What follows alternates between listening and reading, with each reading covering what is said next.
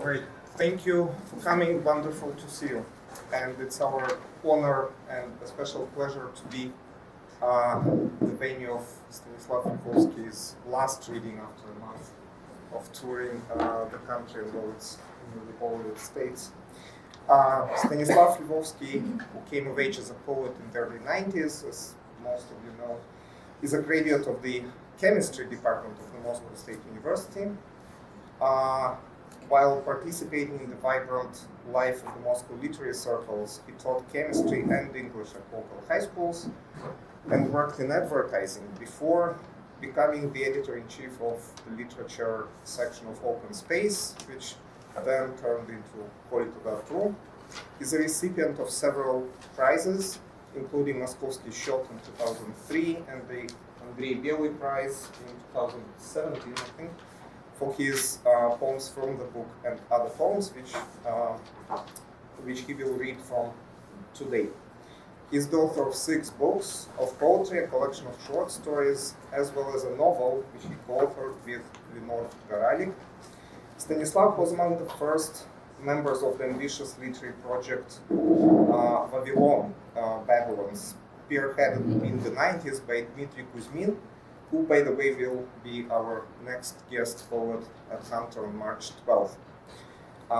Speaking, in fact, from his first-hand experience about the post-Soviet permutations of Russian poetry and the literary scene. Right now, Stanislav is living in Oxford, UK, where he is flying tonight, and where he is finishing his dissertation on Soviet cultural history.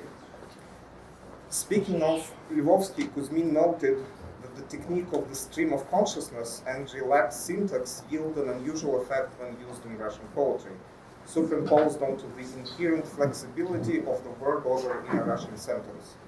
Lvovsky takes advantage of these techniques, strengthening the resulting effect with a special graphic organization of his texts.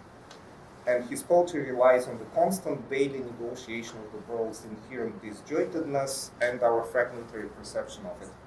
End of quote from Kuzmin. And on this note, please welcome in, join me in welcoming Stanislav to come. Thank you so much for coming.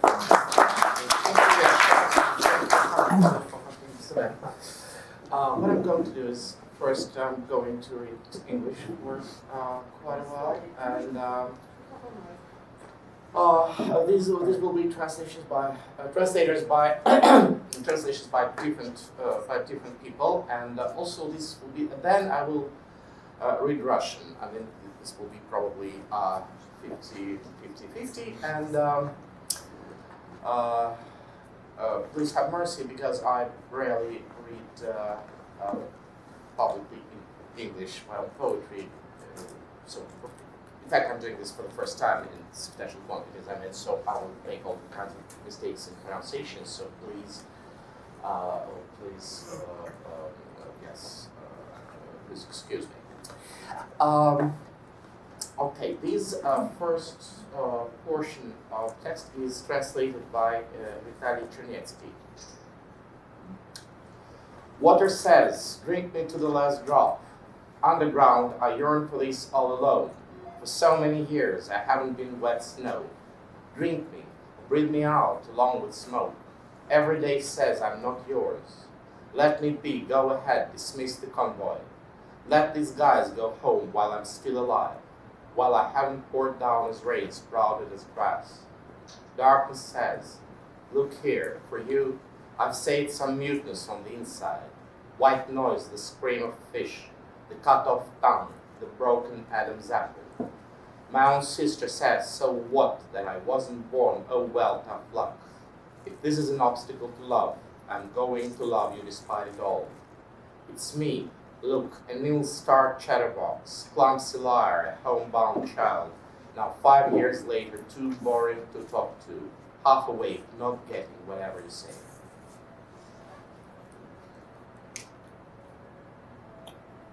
Count me on the fingers of one hand. There had been more than enough of me, the one who wasn't able to handle things, the one who was late, the one who's totally terrified, the one who always falls asleep. and another one, nameless. In 5th or 6th grade, I came across an LP by the band Breakout and Mira Kubashinska. On the cover, they sat wearing sweaters in front of the studio mics, looking past the camera. It didn't happen to them. Everyone making love stoned right there in the dirt, right in the middle of a war. However, they had a man of marble and a man of iron. Nobody ever had anybody like these. In 1972, when I was born, they came to Moscow, a concert at Luzhniki Stadium.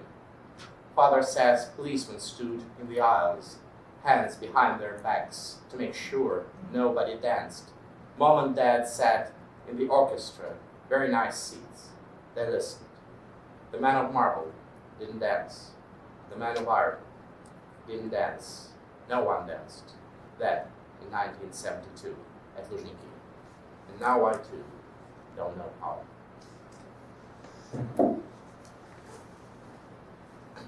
Sometimes you look and he's not there. Two bodies dive into a glass, splashing there until they pass out, while she presses her fingers to her temples, and some sort of music upstairs. A moment ago they hung laundry on the clothesline, pumped oil, cursed the Joint Chiefs of Staff. And now you stand in the middle of it all, fake fur-clothed stepchild wrapped in a parka. Behind your back, things so alien or so familiar, your eyes are afraid, your shoulders hurt. Upstairs, neighbors sing at the table. The new China marches along together with us. Feeling bored, one of them comes to the window, peers into suburban Moscow darkness.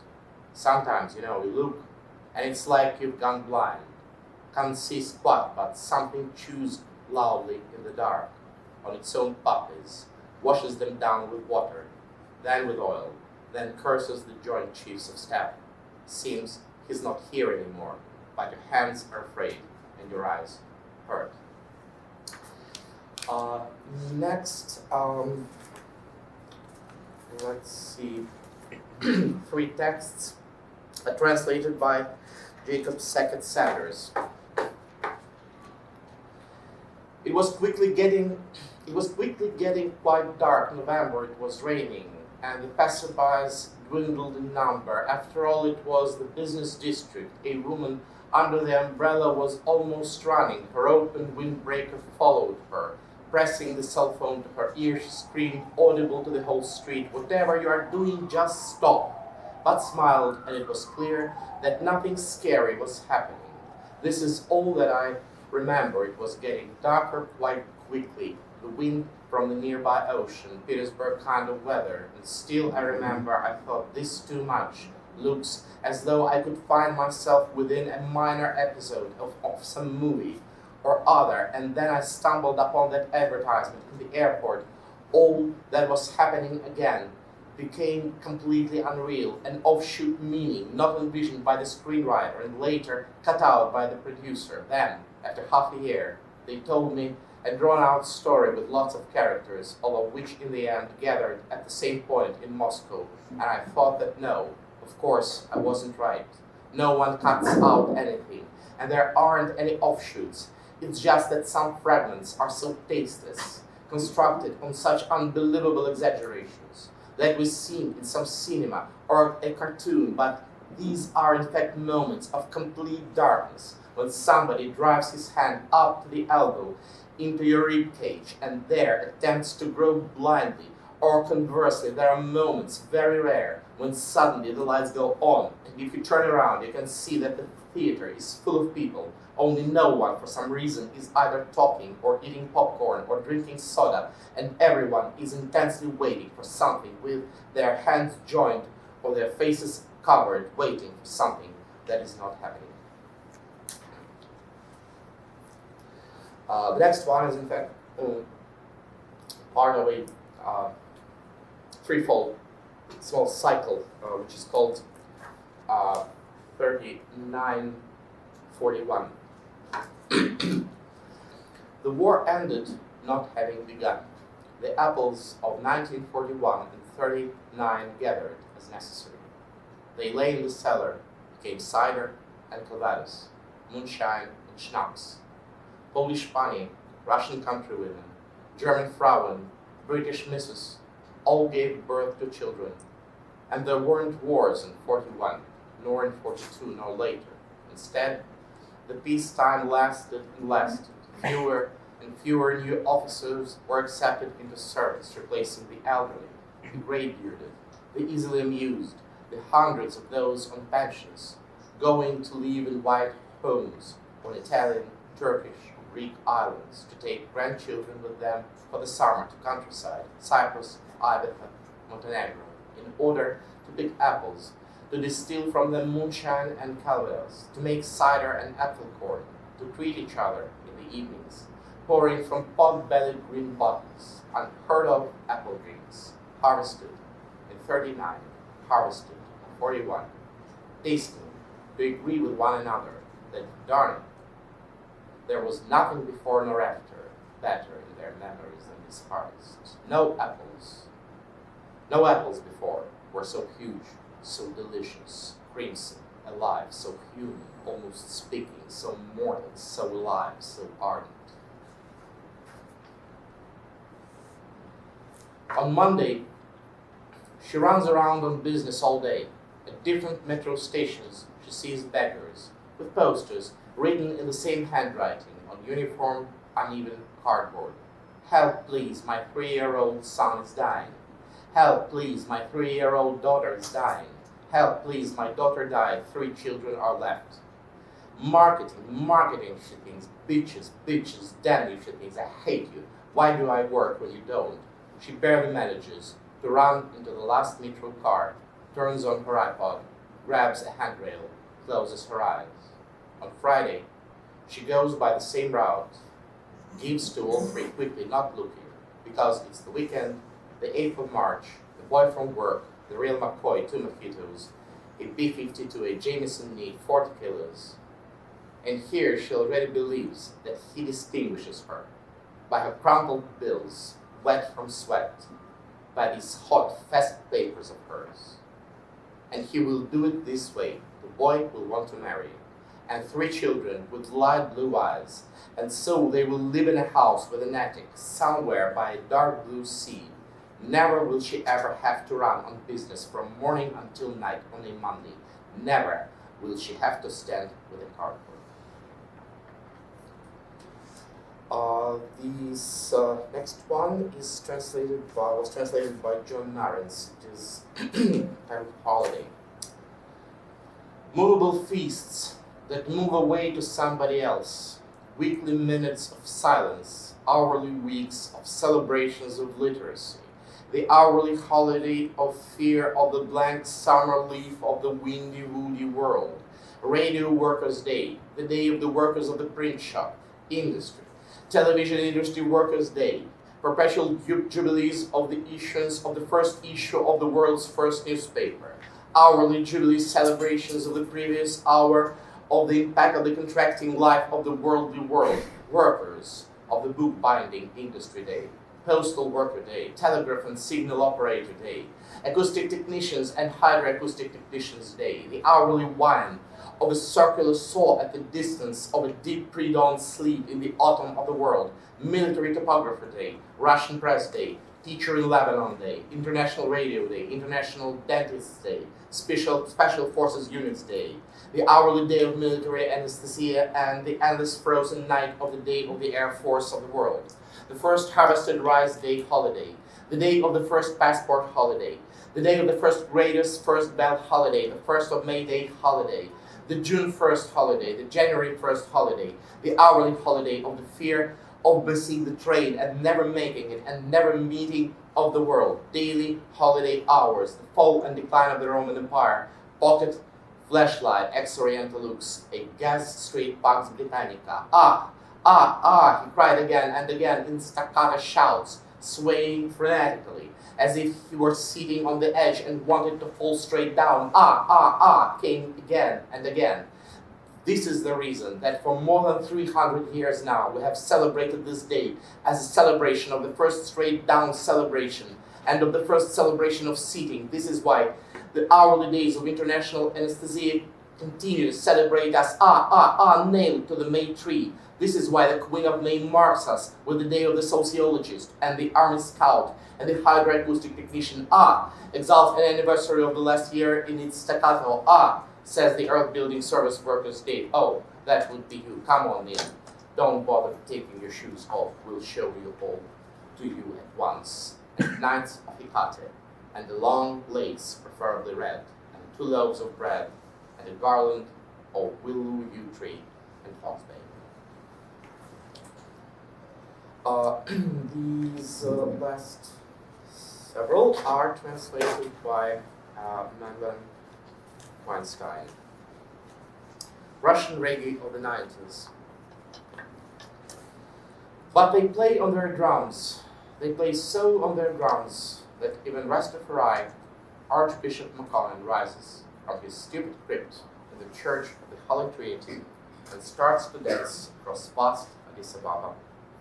They play so on their drums that all the underage dubstep fanatics open up their mouths and clap in time and say, "Praise Rastafari Archbishop McConnell, who got out of the dumb crib to check out Rusty Fiats, to greet the coalition members. Praise," they say, "Rastafari Archbishop McConnell. Praise the idiot emperor and false messiah. Praise the King of Kings." But then so, even Muammar Gaddafi rises from the grave to celebrate victory over Italy. Mussolini twitches his boots in the sky. The heretics play on their drums. And they play so on their drums. They raise the dead in joy, so that the Church of the Holy Trinity in Addis Ababa is lifted up out of the sea and relocated to the north, and dances on the flat dance floor of the Adwa Valley, coming into being, collapsing, as in a documentary, as in a slow motion shot. And tourists, rare in these parts, and the underage dubstep fanatics, and the dead, no, just grown old Petersburg Rastaman of the 70s, and the unaging California Rastaman of the 60s, they all fall asleep and wake up swaying over the Adwa Valley. And now stand hardly audible, the dead stand, and the resurrected, and the unresurrected. Astonished stand, toothlessly gasping, and the children play their drums. That's how those Russian boys play on their drums. That's how those Russian girls sing out their illiterate Jarastafari. So all the dead come back to life and righteousness. So that Rastafari, Archbishop McConnell, false messiah, the idiot emperor, who was supposed to resurrect humanity but couldn't, resurrects himself for song and breaks into a dance across the vast, across the eternally hungry, across the filthy, across the false amid the ruins, across the endlessly beautiful, across the only just burned up, across the only just created immaculate world. This is the series cycle of 3 pieces under the title Former Place, after Yair Bartana. Come back, tall growing ones, nation of herders. Come back, lank, beautiful, bearing the name of the curly-haired Hollywood transvestite of the early 1980s. Since this is your herd, the cities are yours also. These are your beds of your rivers, and in them your water. Habyarimana, Ntaryamira, FAR, Interhamwe, they all somehow, over these years, fell asleep. Don't be afraid. Prime Minister, Agapitan herself, will meet you. You're expected on each of the 1,000 hills. Come back. We worship you in Mebirizi. We bow to you in Kibuye, in the shelter of St. John. We kneel in Butare. We lie face down in the dirt at Sabo Monastery. Come back. Drive your livestock.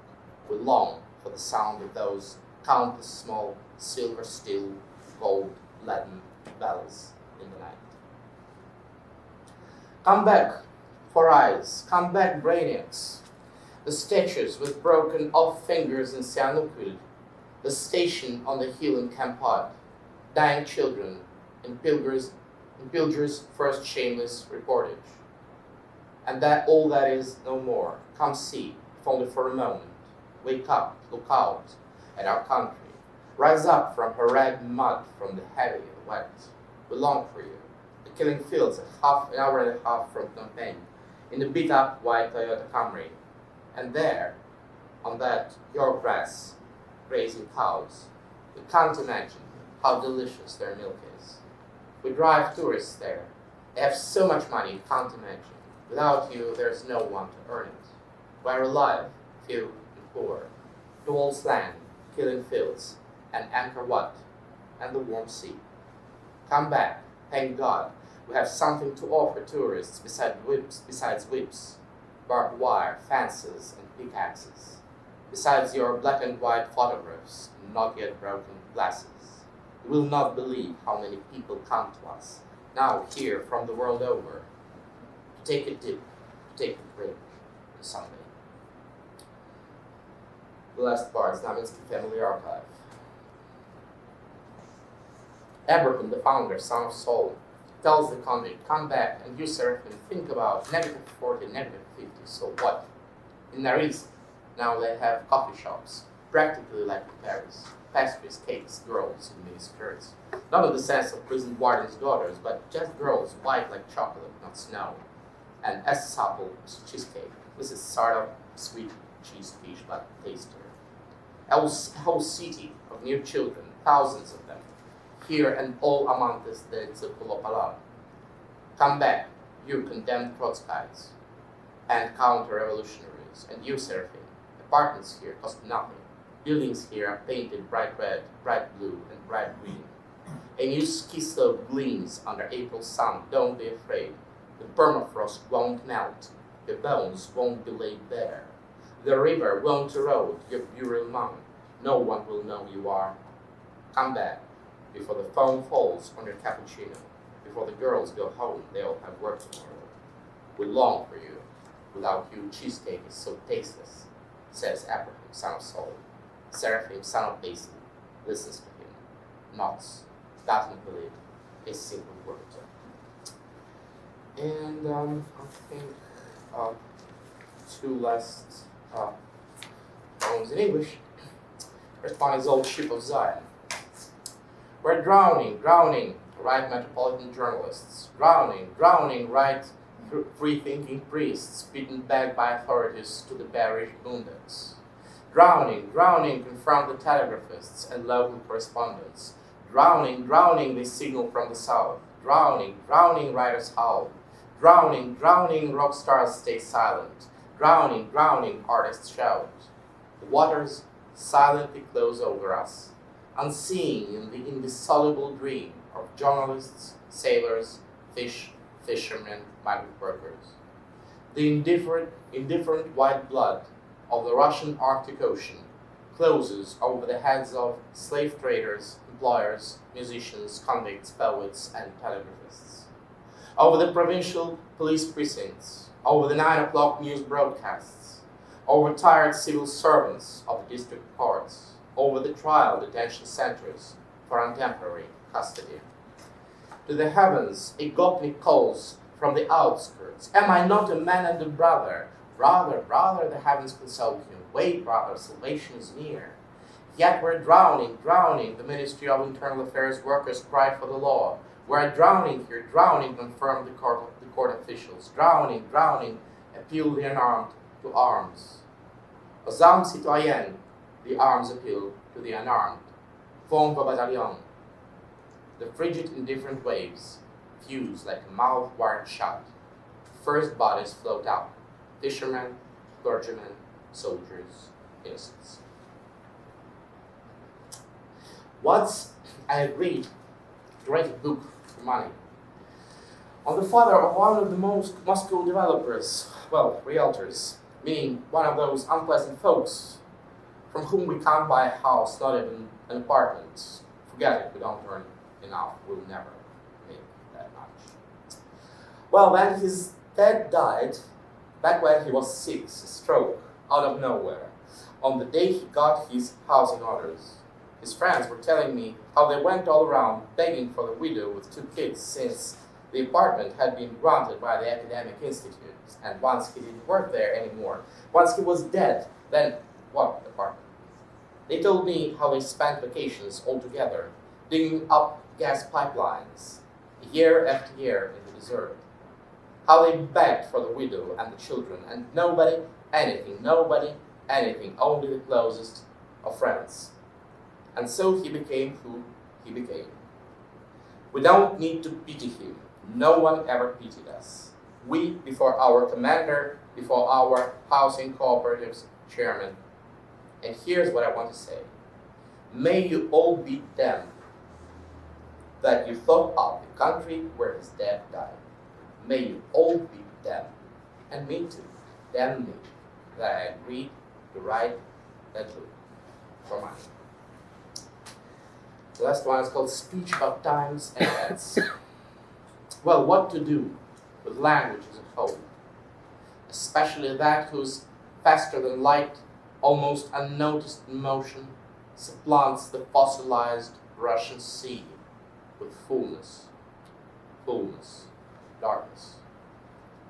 Where can we place our language without wounds or damage? In the non-existent present of the once sufficient expendable word. From that July, those volunteers, from rumpled weeks, cease militia. But only enough, if just thus, as it itself speaks itself, and only just in the present, and there not even if just exactly thus, if only this way it can be. Desperate language, filled with time, is no longer any good, is never any good for anything. The wounded militia minuteman shouts, drops his rifle to clutch the huge hole in his stomach, cries out, turns and turns cum sole. I am the fish's disciple, and born friend to the earth. I am the firmament's displacement, damages and demands. Blue summer's upper sky, in all its trepidations, strenuously leans over the red-hot bed of the railroad, instantly going out of view underground, and without any break continues into it. Instantly it slips off under the cold, grey, damp down hill of Alluvial Valley, slowly sinking into slumber, all darker into November, even slower than a sleepy white one sinking under snowy sleep, deeper and deeper, further and further, more and more, unnoticeably, slowly, without one word, sleeping, sliding, hit, beat by beat, engulfing in sleep the body in quick lines, sinking into the pit. Measure heat, random fat. This is me, speaking to you through means of a pane of flame, and an abandoned thing, and indivisible wind, howling through chinks, blown down from heaven. History, that's me, I the onlooker. The towering ruins, they're me too. There's only us, since time belongs to all but us.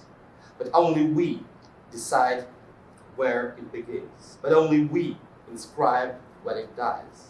There's no one here but us, not one here, being led alone one word, only us, no one but us. But squalling wind, an empty house, but melting ice, rapacious winter salt. But the 4 moons, huddled blowing before the gate, stepping over the snow. It's our speech about times and events that does not recognize either times or events. Okay, this was the English speaking part. If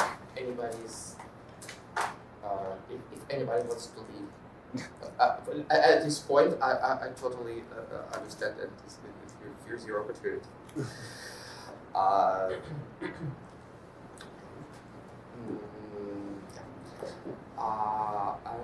trying to now read it in Russian. И в этой книге, которая называется «Стихи из книги другие стихи», в ней на самом деле 2 книги. Вторая книга – это «Солнце животных», на самом деле она была написана раньше, чем книга «Стихи из книги и другие стихи». Вот последнее стихотворение, оно единственное, которое, значит, у нас будет пересечением этих двух частей, англоязычной и русскоязычной. Сначала я прочту его, вот последнее стихотворение по-русски, оно называется «Речь о временах и событиях». Но куда нам язык целиком, особенно этот, быстрее света, еле заметным движением измещающий ископаемое русское море полнотой, полнотой, темнотой? Куда мы денем язык без ущерба и раны, в несуществующем настоящем?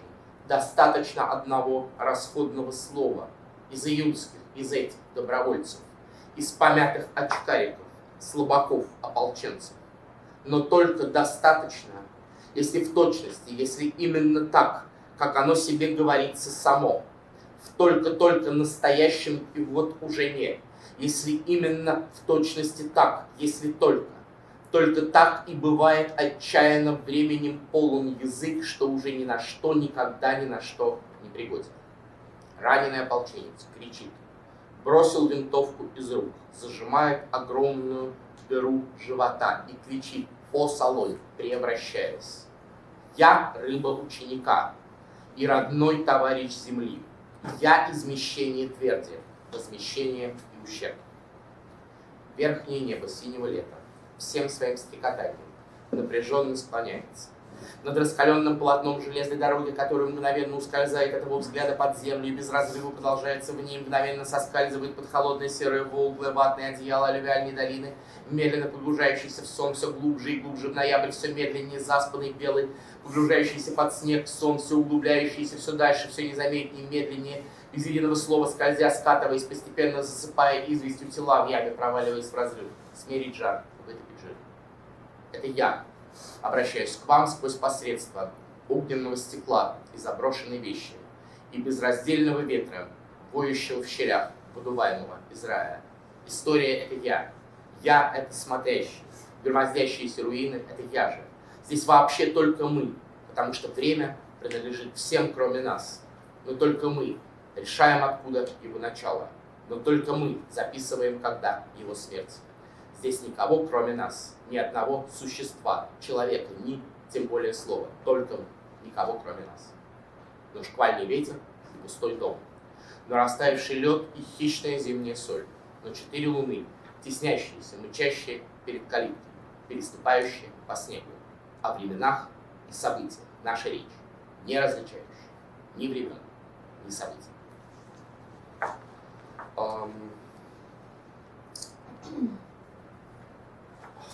И это стихотворение датировано 19 февраля 2014 года. Его эпиграф из «Галины Рымбы», он надевает каску и щит и шепчет огонь. Кто стоит в огне, тот сам станет огнем. Кто сам стал огнем, тому не страшен огонь. Утро, вставай за тех, кто превратился в огонь, кто на рассвете бросит к твоим ногам черные жало, вырванные у смерти. Следующий цикл с эпиграфом из Майкла Палмера «Write this». Пишите так: конфедерализация, конфискация, перекуп, Крым, аншлюз. И транскрипция, ну а как? Он даже туда не собирался, просто пошел за компанию. Пишет так: и к тебе вдруг цепочка, змея сквозь воду, и выхватывает соседа. Почему Сцилла искоктила его, а не другого? Наполнили 3 автозака, остановились. Дальше смотреть, двигаться. Не за что, не за что, ни за что. Пишите так: почему Сцилла? Посмотрим, увидимся еще. Сцилла, Сулла, сука, записка, распухающий интеррекс. А ты объявлен уже, предписан. Разъяснили тебя. Пишет так: остальные стоят, боятся. И я боюсь, потому что вот, блядь, все вы рассчитываете на кого-то, вроде меня. 50 килограмм весом, 152,5 ростом. Меня разве только на них подкинуть, и я, может, успею в полете. Остальные стоят, остальные стоят, остальные стоят. Человек 500, я не знаю.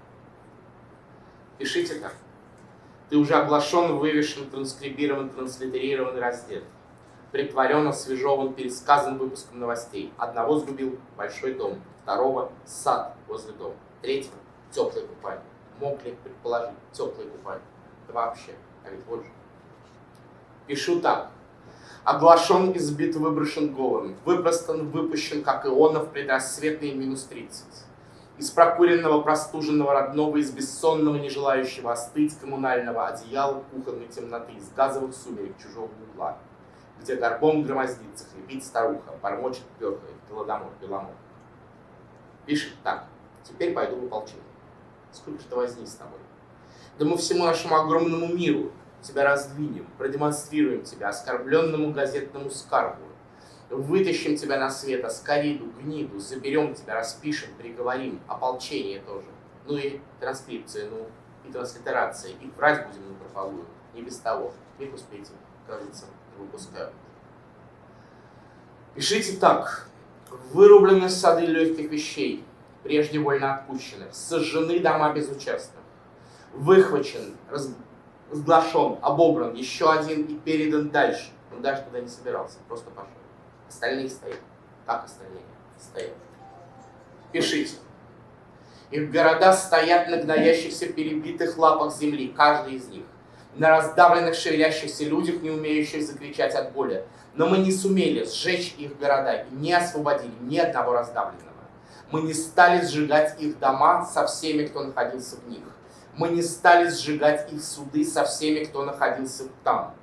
И мы не освободили ни одного человека. Пишите так: они сожгли всех нас. Пишите так: они сожгли всех нас и всех находившихся в нас людей. Пишите так: они сожгли всех нас и всех находившихся в нас людей. И никто не был освобожден. Нам речь, где речь была, а мы ее щенки. Два мальчика не молчали. Все говорящие друг друга отвлеклись. Одна река беззвучно течет, скользит по ней скрипучая корзина. Все говорящие друг друга замолчали, остановилось небо, в небо смотрит, всматривая истребители, рассвет. Нам речь была, пока ее под утро, и отреклись потом на утренней линейке. Но молоко войны само находит нас лижет волчьим темным языком и фыркая ложится рядом с нами. Оно лакает нас, а мы его взахлеб. И, Господи, насколько же вкуснее. Наверное, не зря мы отреклись. Они забрали нашу речь и увели к себе стеречь. Нам не велели плакать и скулить, но вот она вернулась извинить. Бежим скорее маме открывать, бежим скорее, распахиваем дверь, а там война стоит столбом и держит банку с молоком. И тут мы как-то школьную линейку сердцем опускаемся под землю. Но вот же лапы, запах и язык. Как мы втроем лежали, прижимаясь, и молоко лакало нас во сне. И снова нас нашло само по следу. Мы говорим тогда: война, война, война. Чего ты мнешься на пороге, не заходишь, чего на лестнице стоишь, как неродная. Мы говорим: привет, и вот она, привет, заходит сквозь, проходит нас на вылет. Никто не будет лишним.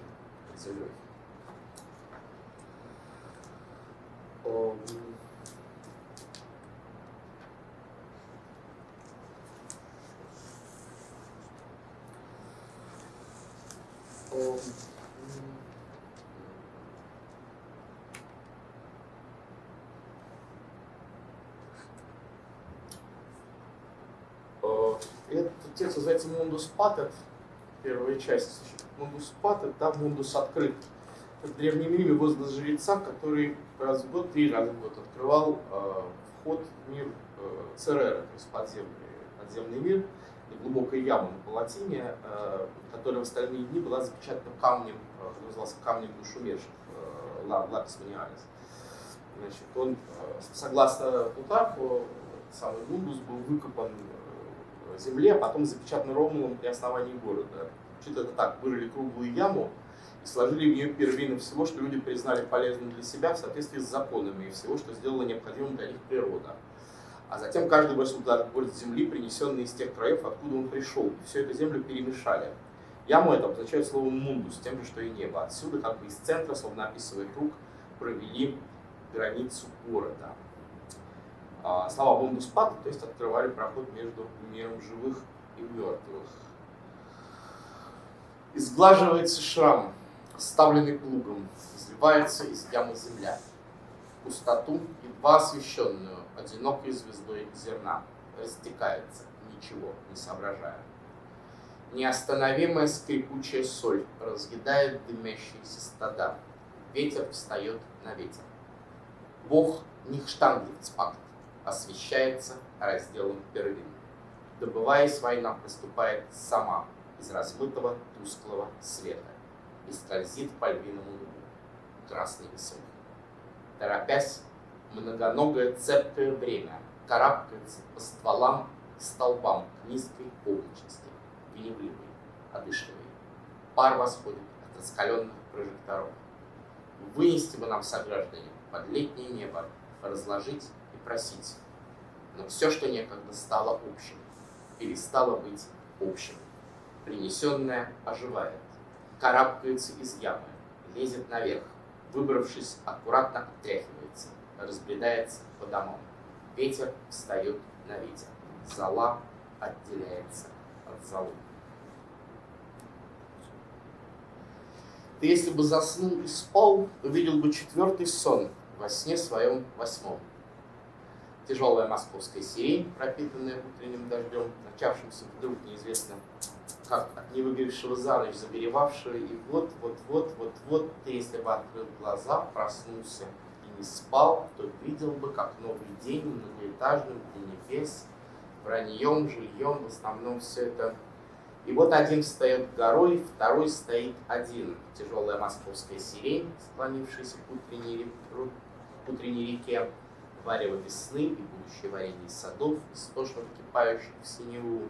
Радио волнуются 3 гаснущие блики морзянки. История не марковский процесс, то есть такой во сне сирени, только им не выстоять одним, как если бы пришел в себя, сгустился веществом, а там стоит чужой язык над мертвым естеством, дрожит в зените посреди, а там стоит чужой язык и будущее варенье садов. А там стоит чужой язык, а там стоит чужой язык, а там стоит чужой язык, и выкликаемый из сваленных в яму тел, а там стоит чужой язык, и он, тарам, пам-пам. Они стоят, как часовой, и ты, как часовой. За ними только их земля. Лежит одна земля, а за тобой твоя земля сама собой лежит. По ней ничей, лежит живой, и так себе пойдет. Вам предстоит еще узнать, что все видны насквозь. И ты, зола в другой зале, и ты, удавленник в петле, и ты, ковыль при костыле. Мы все тела стекла. И я, костлявый груз осла, и я, кричащий со ствола, и я, простертый на столе, мы все лежим возле. Мы все, лежавшие возле, как блестки в каменном угле, мы все слежались в это зло, весь наш парад алле. Нам неизвестно, что еще закопано в земле, но мы узнаем, кто еще не прячется от нас. И мы посмотрим, кто тогда разделится на ноль, но устоит внутри себя и не сойдет, а снег сойдет к обратным облакам. Где роет башни, не спеша, веселый белый крот, а не веселый черный крот. Такую песенку поет, вам предстоит еще узнать, что все видны поврось. И кто стоит, как часовой, кто бежит, как вестовой, и кто лежит на мостовой, грядущий в разнос и в разнобой, створоженный и растревоженный гурьбой, разбуженный медной ворожбой, артиллерийской медленной заоблачной пальбой. Вся эта теплокровная, ослепшая, немыслимая жизнь стоит, как лес, саму себя не различая, а мы лежим за ней, себя самих не различая, в пространстве, нарастающем, как шум. Это мы уже, значит, к концу. Сейчас я этот вот еще, по-моему, до текста, который не вошли в книжку, сейчас откроется.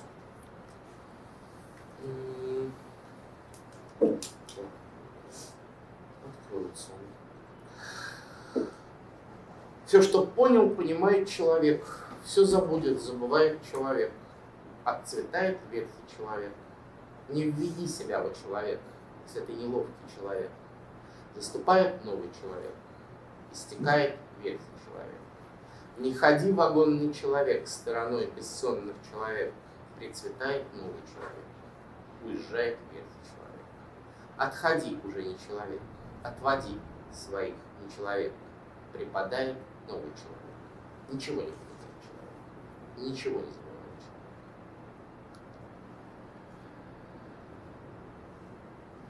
Вот вернется красавица, теплая, алая, нежная, гневная, гнойная роза, и усядется в синее жирное небо под осколок щербатый, под белое, хлорное, костное солнце, прожигающее бесцеральные покрова, лепестки беспомощной ризы, трепещущие пленки, брюшины. Но ты, вырванный язык языка, еле ковыляющий по земле, обрубок немыслимого ущерба, ты доберись, пожалуйста, ткнись мокрым носом в том, что было моей ладонью. И так я узнаю точно, куда не смогу нагнуться, что не смогу обнять. Укрой нас невиданное в громоздящихся домах бессловесного, теснящимся вели расступиться, и веди нас, эвакуированных, по растерянно моргающим этажам. Спрячь нас, невидимое, под кровом неузнаваемого. Иди и не оборачивайся, не возвращайся, но скажи всем и передай всем остальным. Найдено живым и неуязвленным, полоумное, нежеланное сердце вальсирующей земли.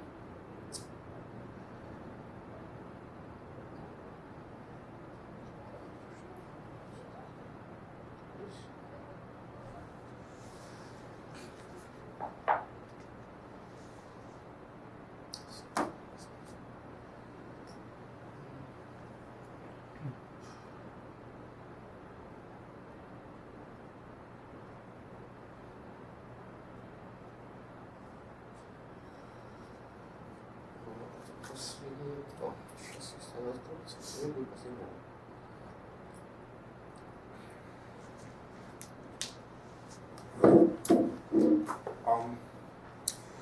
Был полдень, горячий, белый, как молоко с медом, текли перед нами, тихо переговариваясь. Гуляли, текли, стекались на пустынную площадь, в эпицентр того, что в детстве то ли было ангиной, то ли так называлось, а теперь это смерть. Или просто так называлось. Сжалось, разжалось. Нет, показалось.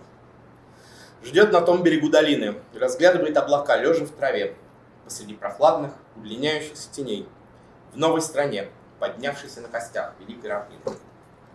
Но был только полдень, и мы шли к реке, уменьшаясь, и река текла далеко, в самую темноту. Река шла впереди, что-то рассказывала смешное, не оборачиваясь на нас, идущих за рекой. Река говорила что-то, размахивала руками, текла, шла, и все время, пока мы шли за рекой, по реке плыли тела. 9 или 10 небесных, 2 четверодневных, 3 твердых, тонкие тела, абсолютно черные, неевклидовые, геометрические тела, превращения, миндалевидные, рудные, одинаковые, неразличимые тела королей, исторгнутые из единого тела нации, изувеченные тела дураков, отличников, задавак. И был полдень белый, и был золотой, и мы все стали золой. Кто золой, а кто нечистой водой, а кто чистой водой. Как в стакане пылающем и пустом, как в огромном сухом стакане. Мы стоим посреди полы, по-прежнему золотого. И что-то еще перед нами танцует само, по себе почти вплотную, на расстоянии вытянутой руки, но мы слишком заняты помещением, собственные тела. И вот мы размахиваем руками и что-то рассказываем, перебивая, а оно прямо перед нами превращается то в ангину, то в молоко, то в ангину. Иногда в чистое молоко, иногда в нечистое молоко. Был полдень белый, а потом был золотой. И другой был полдень. И он был как медленное медное молоко, как чистое медленное медное молоко, как нечистое медленное медное молоко, как молоко чистой медленной меди, как молоко меди бесчисленной и нечистой, но очищенной. Бедняком, сильняком. Еще молоко. Сжалось, разжалось, сжалось. Разжалось, сжалось, сжалось. Полдень был полдень, тихо звякнувший медиком, 2-копеечный. 3-грошовый, 5-алтынный, в новой стране пустой, в новой стране пустынный, все новое. Нет, раньше это никак не. И последний текст. Ну и вот, казалось, что раньше единороги жили в Сибири. Оказалось, что единороги были. Это сейчас их нет. В смысле, их больше нет. Но они были, они жили в Сибири. Судя по картинкам в сегодняшних новостях, они были такие шерстистые, страшные, почти медведь, почти полигон. Фыркающие были, громадные, нечеловеческие, чудские. Ни один из них не остался пожить с нами в нынешнем мире. А вообще раньше их было много, и они все жили в Сибири. Медленную тайгу переплывали по воздуху в морозном эфире. Ну то есть, вот мир а вот то, чего больше не будет в мире. Вот мир и то, чего больше нет в мире. Мир и то, как он превращается в то, чего нет и не будет в мире. Спасибо. Thank you.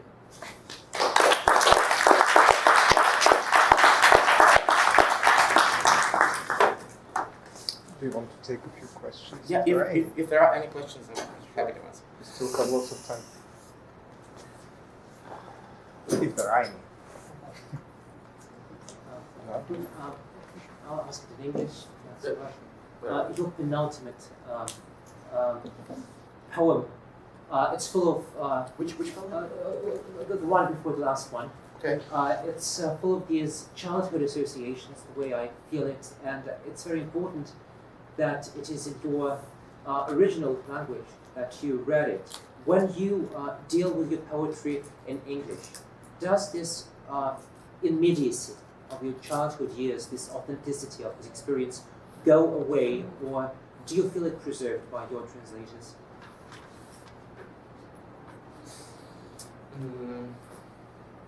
I don't know.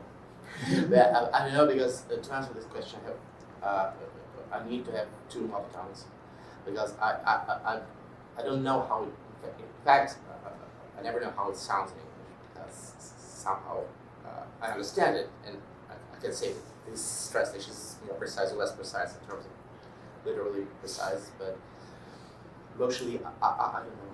I don't know if immediacy is preserved. I doubt it. I doubt it's possible, but probably yes. Could I ask a follow-up question? Do you monitor the translation process of your poems anyhow, or do you just let your translators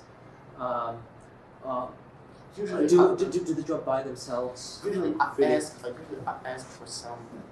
Usually I ask them to send them the translations to me, so because sometimes they're just small fine details. They just I want to be sure that these details are preserved. But generally, I don't interfere. I mean, I sometimes suggest something or tell them just so you know this means this and that, and there's this and this context. But yeah, mostly yes. Mostly mostly it's about context. Context. I say that there is probably context for this and that, but that's it.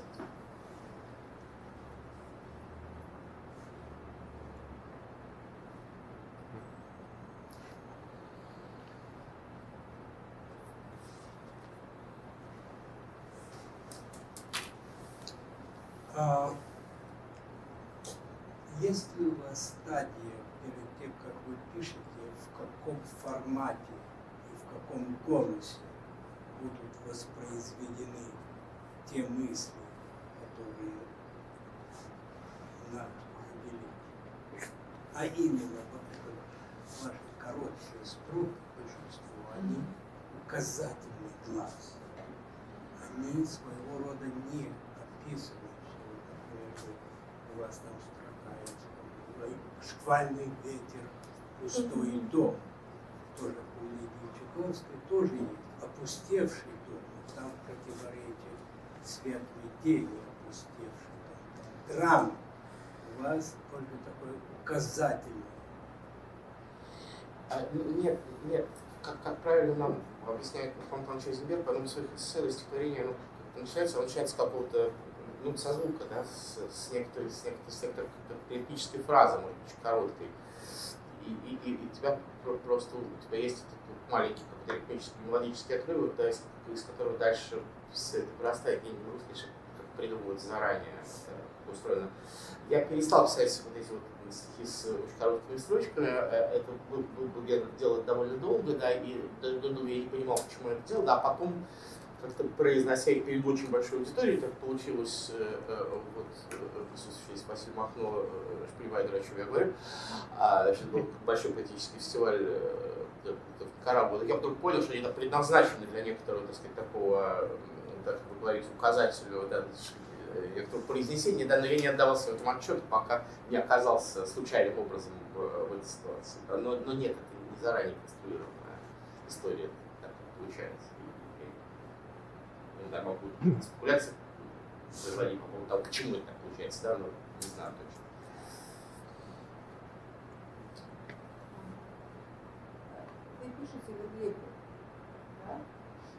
по большей части роешный стих, да? Что? Но это большой частью роешный стих, а не верлибр, да? Такой нерегулярный. Верлибров-то, собственно, ну, не очень много, да. Ну, фривор. Да. Ну, отчасти это фриверс, конечно, да. Но он вообще ритмически организован довольно сильно. Внутри себя у него много ритмически организованных фрагментов. Это нерегулярный ритмованный стих, но это не На верлибр. самом деле внутри хорошего верлибра часто есть и внутренняя рифма, и ритм, и некая организация. Ну, ты вопрос. Да. Я просто хотела спросить вас, о какой группе русских поэтов вы чувствуете близость? Кто вам наиболее родственные поэты Из пишущих? из пишущих на русском? Сейчас. Или не сейчас?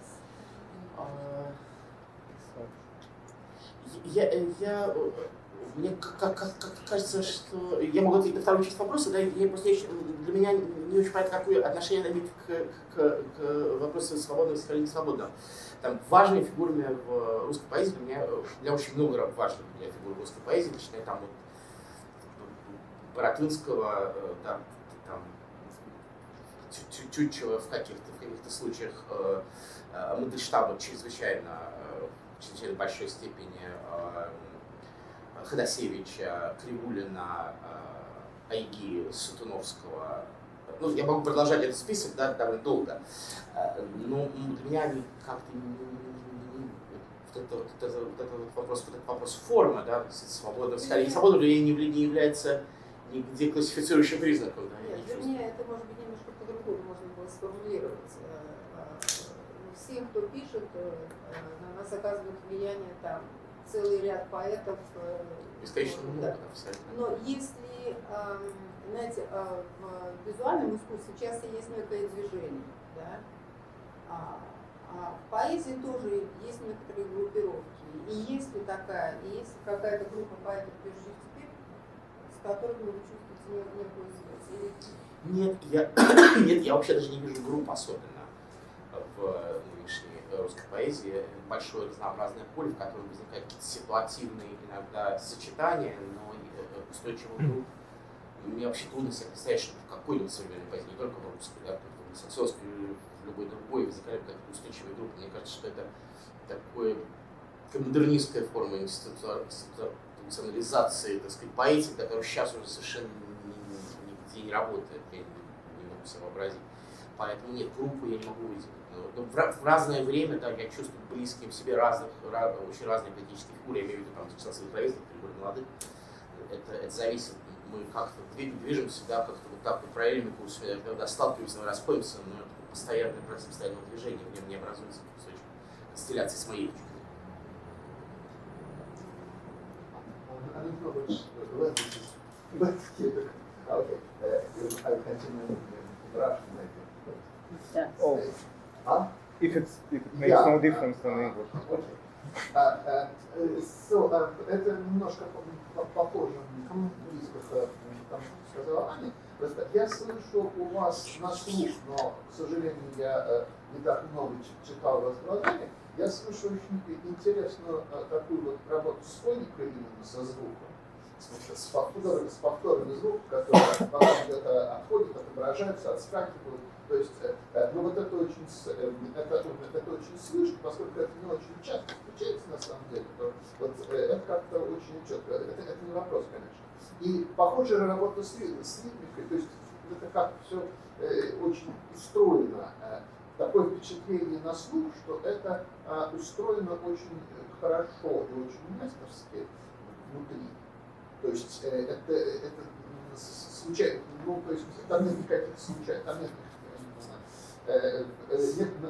такая система поэтики, своего рода, я бы сказал, да, чувствует лучше, я просто чуть-чуть. Но вы назвали большой ряд поэтов, как бы, у меня тоже было ощущение, что вы скорее вот развертываете классическую такую русскую поэзию в другую форму, чем по крайней мере, и Боротынского мне здесь довольно много сказал. Может быть, я не прав, может быть, я слишком экстраполирую, но вот я слышу какие-то просто паратонские темы и звуки там отчасти, которые совсем, которые в другой форме, по-другому пойти. Вы не назвали ни одного периодского имени. Какого? Никого из Упериона. Я, так сказать, А вот Веденский... Веденского. Да, Веденского, конечно. Я просто не дошел до него, я просто оборвал себя, но даже ряд можно уважать. Веденский, конечно, чрезвычайно важный имя. Вот, Да. правда, да? Безусловно. Я Безусловно. слышу правильно. Абсолютно. Абсолютно. Абсолютно, да, очень важно. Спасибо. Очень интересно. Вот, фонетически очень интересно и очень необычно. Спасибо. Там у вас прозвучала какая-то военная тематика. Это как-то это размышления, связанные с войной в повседневной жизни, или вы пережили что-то, или просто пытаетесь передать чувства? Это 2014 года. Крым, да. Как оккупация восточной области Украины, России, да. Это вполне такой, да, непосредственный, он просто не обречен в форме непосредственно каких-то таких, да, публицистических поэзий, но это, конечно, все из этого времени. Ну, то есть это вы переживаете посредством такого медийного пространства? Как это часто вообще бывает с нами со всеми, и с поэзией, да, если вы знаете, есть вот это вот называется cultural sociology, там, Айерман какой-нибудь, да, у них там есть прям целая социологическая теория довольно внятная насчет того, как медиа порождают, провоцируют травму в общественном сознании и владении. So, a question that is probably addressed to any poets who sooner or later end up on a campus of a university. What you are doing now in Oxford, how does this participate in what you're writing as a poet? How does it participate? If it does. I'm finishing thesis. First I was interested in where do Culture 1 and Culture 2 from Paperna's famous book originate from, because it never touches the issue. So it's just, it's not to say something bad about this book, definitely not.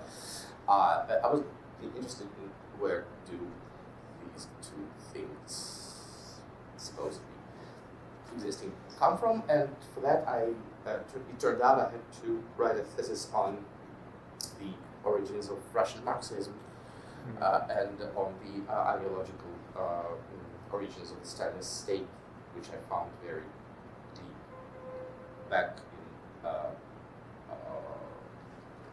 1850 and in the German classical philosophy discussion about the French Revolution and the revolutionary violence and all that. I don't know how it participates in my writing, probably somehow indirectly. I don't think there is any direct influence, because also I write in English. I write in Russian, but of course all somehow influences us, but I can't say how exactly. You're writing PhD in history? It's cultural history. It's something between cultural history and history of ideas. You've now been away from Russia, I think, for a few years, right?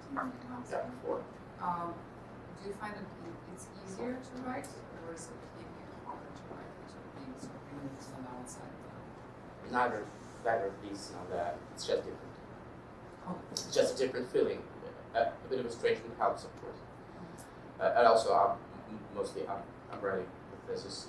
It consumes mostly 100% of my time, so I can't answer. Yes, it's just different. It's very different. No, not that it's easier or. It just seems like you were now in the UK, Pasha Stepanova is in Germany for a year, just Alina Rim was moving out, and there's also this, it seems like there's a circle of poets that's trying to move away physically, even though they can't really prevent themselves from language, obviously. Exactly. Or from the RSS, with political views. So, yeah, but it's definitely a attempt. Right. What percent of your time you dedicate to poetry? Generally, Yeah. on average, 20. I don't know. This is a really hard question. I never tried to measure. So 20% makes per hour, so 20%. every yes, every 20% of every hour. Yeah, I don't ever turn to my usual, like землю попашет, попишет стихи. That's kind of really. I don't know. This text, I don't know if you've seen in English, it's written by you or by somebody. What is this? What text is it? Oh, the text about this lecture, Really? about Stanislav, in English. The biography from the website? No, the biography goes after, before that. May I have a look? This is What are you talking about? You can put it out, look at this, the title. Oh, this is about the lecture I gave at NYU yesterday so in it English. was It's yesterday. quite a different thing. Okay. I see. But what was the lecture? Lecture was on, say, different ways to, different reactions to the appropriation of sincerity by the political discourse and discourses of power, and to about the authenticity coming in place of sincerity as a structural category for structuring category, constituent category for the contemporary Russian poetry, at least for the part of it. It's a whole. It's a whole hour-long lecture. we have time. We have time. Not so much. Not so much. But still, the first line. Okay. It's impossible to live and it's disconnected to your poetry. Sincerity out, authenticity in. Could you explain at least those two words or concept? Authenticity. That is It is called sincerity out, authenticity in. In very rough terms, it's about how the sincerity and new sincerity was a thing several years ago in Russian poetry. I mean, around 2005 to 2007, 2010, being also somehow an anticipation of meta-modernism, as Luke Turner puts it in his meta-modernist manifesto, as a quasi-stable condition which comes after postmodernism, and how this new condition, new meta-modernist condition, turned out to be untenable, and how populist discourse and new kinds of discourse of power in Russia and USA in fact intervened within this utopia of quasi-stability, and how this populist discourse caused some different all kinds of reaction within the contemporary Russian poetry, because it has appropriated sincerity and made this previous kind of poetic subject with its sincere talking from its heart impossible, more or less, and how it makes poets of almost all generations of Russian poetry work on inventing the new poetic subject, which could be more authentic than sincere. But it's really an hour-long lecture. I'm not sure I can somehow explain it in short. When you are talking about sincerity, do you mean confessional poetry, what we call Yeah, more or less, right? more or less. More or less novoiskrенность. Yeah. That's the direction of poetry. That Oh. was where the poetry took in the mid-40s. Well, this is really the topic of an entire lecture Yeah. that Stanislav gave yesterday. I think they recorded it also. So Yes, there will be Yeah. video, I think, on somewhere on my YouTube channel, because they were. And But I can ask one more question. It's sure, slightly as long as it relates more to the poetry, perhaps. It does. Yes.